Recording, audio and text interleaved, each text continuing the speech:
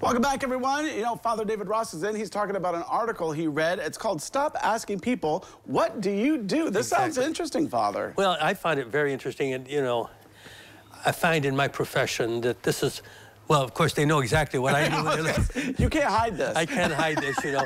But when I'm flying somewhere, for example, I'm on the plane, and, you know, oftentimes I just like to go there, get on the plane and just fall asleep because I don't get much sleep here in Lima. But that question comes, what's your name? That's the first question, and I give them my name. Well, what do you do?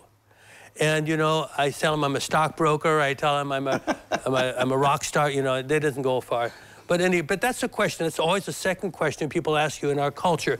And I find this is how we define ourselves. Joanne Lippman writes about this in the Wall Street Journal. She says, we define ourselves by what we do in our culture.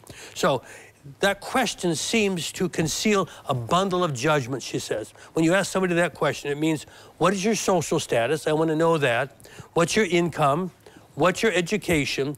And are you really worth my time talking to you about anything in reality? So she says, let's refocus on how we look at this question, how we greet people. So she says, this used to be just an issue for professional women.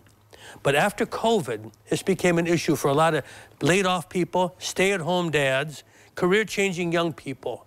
And she says, as we look at this circumstance, he says, it helps us to understand what it does to the other person. So, for example, we are obsessed in our culture with perception. Mm-hmm. We say perception is reality. Metaphysically, that's not the case, but we say perception is reality. Did you know that this year alone, 4 million Americans will reach the traditional retirement age? That's the highest in history, the highest in history.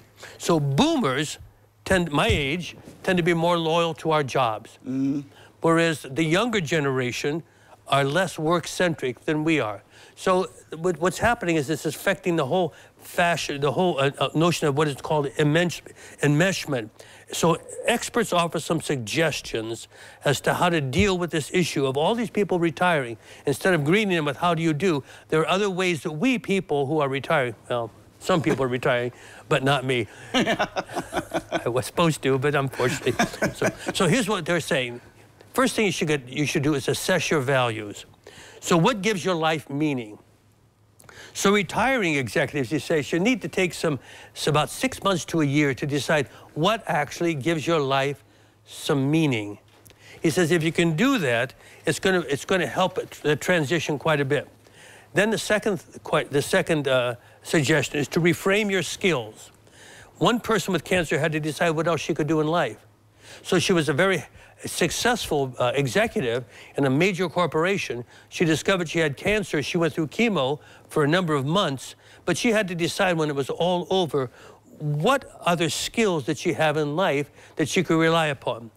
The third thing is to get some perspective, to reprioritize. Reprioritize what's important to you in life. Then make some tiny changes. And finally, change your introduction.